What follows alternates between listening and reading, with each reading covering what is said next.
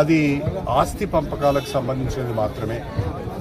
గత 10 సంవత్సరాలు అధికారంలో ఉన్న కల్వకుంట్ల కుటుంబం తెలంగాణ వనరులన్నింటినీ కూడా విపరీతంగా దోచుకున్నారు. ధరణిని అడ్డం పెట్టుకొని 1000 ఎకరాల భూమిని కబ్జా చేశారు. కాళేశ్వరాన్ని అడ్డం పెట్టుకొని 1000 కోట్ల రూపాయలు సంపాదించుకున్నారు. ఇప్పుడు ఆ 1000 కోట్ల రూపాయలను పంచుకునే క్రమంలో 1000 ఎకరాల భూములను పంచుకునే క్రమంలో వాళ్ళ కుటుంబంలో గొడవ జరుగుతున్నది. కల్వకుంట్ల కుటుంబం తెలంగాణ పైన పడి దోచుకున్నది. అందుకనే ప్రజలు వాళ్ళని పక్కన పెట్టారు. ఇప్పుడు కల్వకుంట్ల కుటుంబంలో జరుగుతున్న పంచాయతీతోని ప్రజలకు సంబంధం లేదు, తెలంగాణకు సంబంధం లేదు, కాంగ్రెస్ ప్రభుత్వానికి కాంగ్రెస్ పార్టీకి కూడా సంబంధం లేదు. అది వాళ్ళ కుటుంబ పంచాయతీ, ఆస్తుల గొడవ మాత్రమే. దీన్ని ప్రజలు గమనించాలని చెప్పి నేను కోరుతున్నా. ఆనాడు కవిత లిక్కర్ కేసులో ఇన్వాల్వ్ అయింది.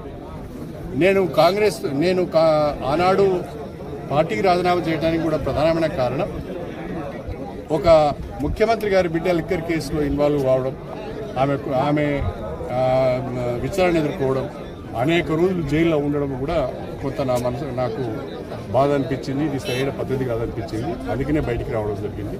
ఏది ఏమైనా ఇవాళ జరుగుతున్న గొడవ అంతా ప్రజలు పట్టించుకోవాల్సిన అవసరం లేదు, పత్రికలు కూడా అంతగా పట్టించుకోవాల్సిన అవసరం లేదు. ఇది అవినీతి ద్వారా సంపాదించిన డబ్బును పంచుకోవడం కొరకు జరుగుతున్న పంచాయతీ తప్ప ఇది ప్రజలకు ఉపయోగపడే పంచాయతీ కాదు. అసలైన తొలి వెలుగు. ఫాలో వాట్సాప్ @తొలి వెలుగు official.